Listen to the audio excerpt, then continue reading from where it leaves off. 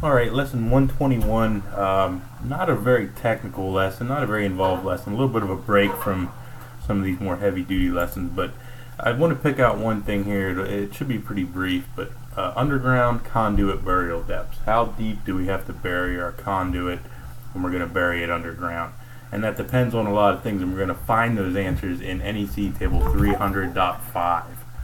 So if you sort of check out the table, there's a couple points I want to point out. And again, this is table 300.5. It's also in your EWR book as well. But across the top here, you're going to find your wiring methods. So what are we running? Is it cable? Is it direct burial cable? Is it a conduit? What type of conduit?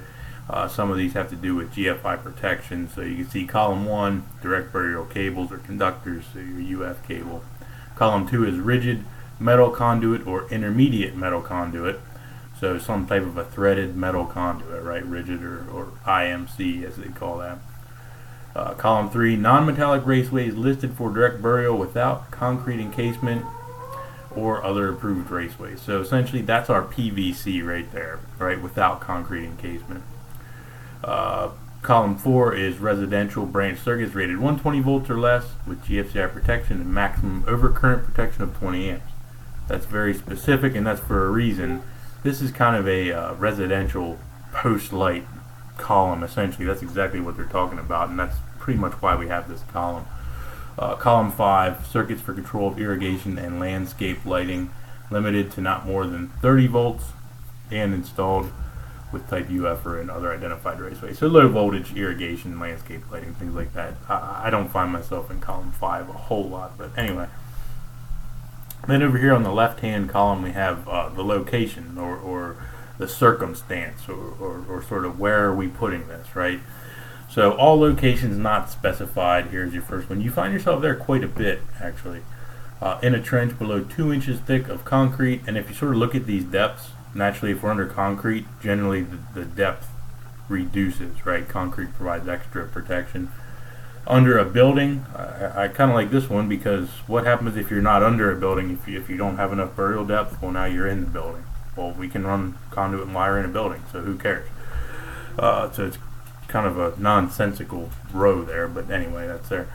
Under a minimum of 4-inch thick concrete, and naturally for a lot of these you do see a decrease in the depth there when we go from 4 to 2, right? Again, 4-inch concrete provides more protection.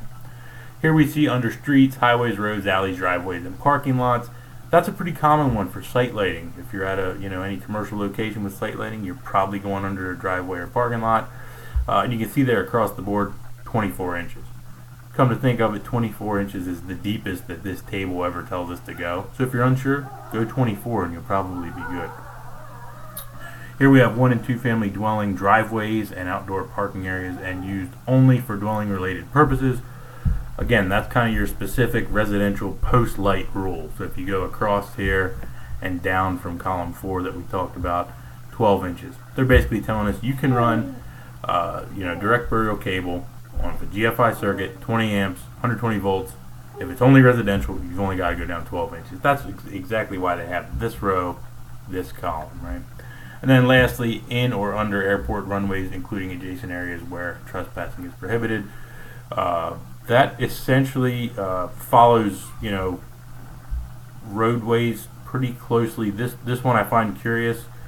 I don't understand how you can have a residential branch circuit under an airport runway, but they felt that you should bury that a little deeper than just the regular residential driveway. But anyway, last then but not least, I've already been talking about this, is then the main part just shows you your depth overall, right?